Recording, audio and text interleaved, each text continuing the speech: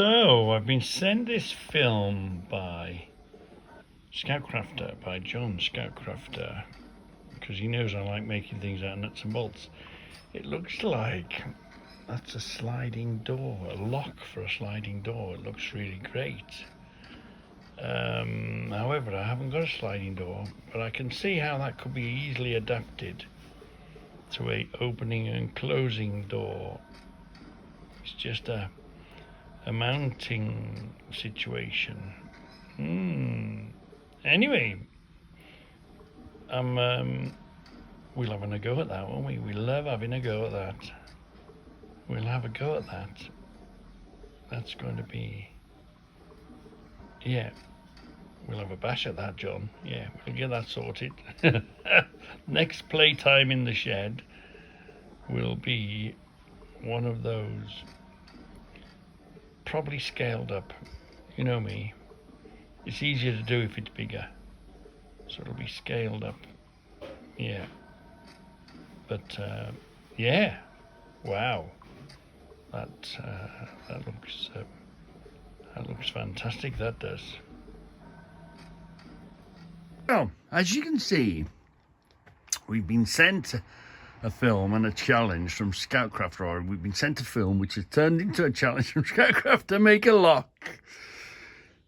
And I've been sort of milling it over with a few days. How are we going to regify that lock? How do we? It looks simple, doesn't it? Shut and open with the screw on. Well, anyway, I'm thinking we're going to use this nut. And the reason we're going to use this nut is it's got this ring around it, like a built-in washer thing, right? Because we don't really want to lose the nut, do we? And I'll show you why. I'll show you how we've got around that previously, but it'll going to allow us to weld a chain onto the end here, so we never lose the nut. And I'll just show you something. To explain my way out of that one, this is okay. This is the same thing but with a bolt. This secures the door from going up, and this is obviously a little Allen key up against there. See, you can't lose, because it's on an insole, you can't lose this, but obviously this way we've had a washer. We've drilled a hole, we've put a little split pin behind the washer, so we now, and this chain is onto there, and a little bolt drilled into a big bolt, which then, in this particular case, which now slides the door. This is an up and over door, isn't it? Well, this pin goes across and just helps stop the door from rising. And we've got two of those there. So,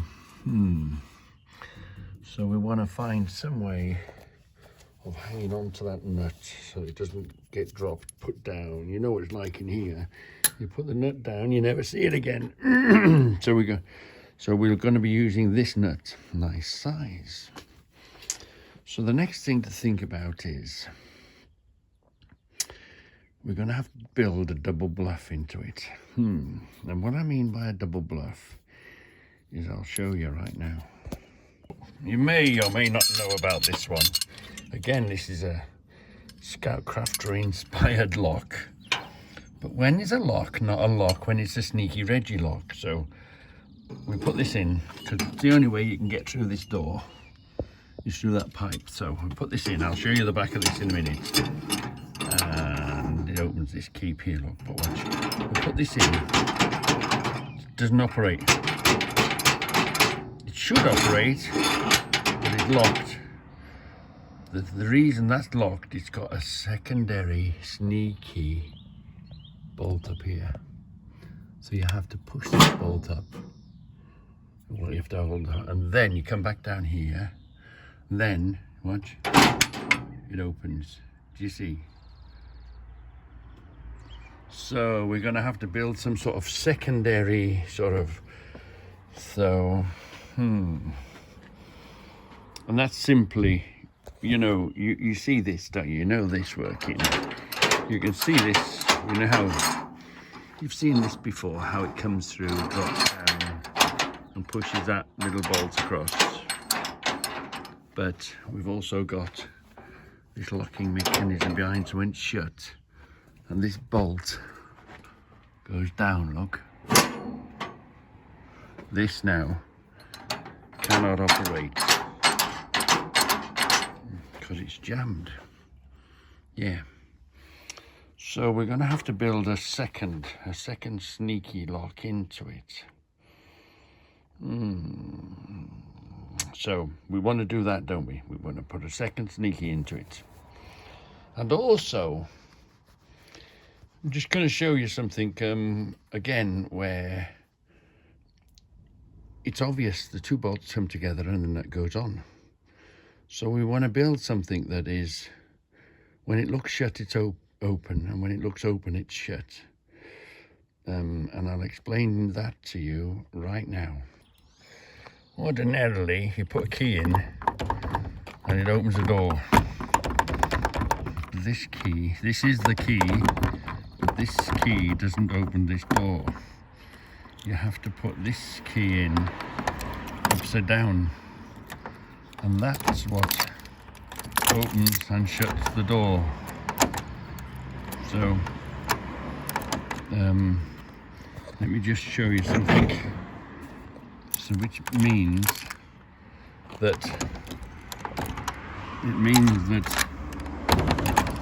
opening it is actually locking it, and closing it is actually opening it, because that locks upside down. So look, if you open it, ordinarily you would open it that way, clockwise, but it actually, and that's only because that locks upside down. It fits it upside down, but it's confusing, can be confusing. But on top of that, so we've got this mechanism working, this deadlock working.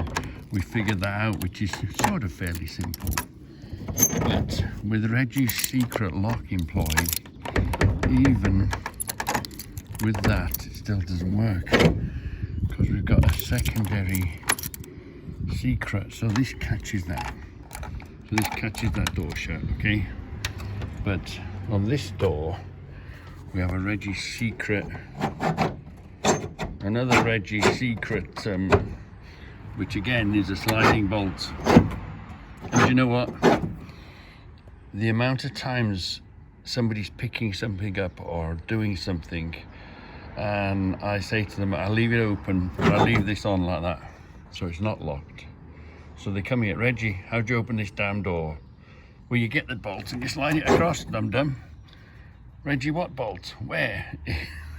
You and I, we can see it, we know it, I've told you about it.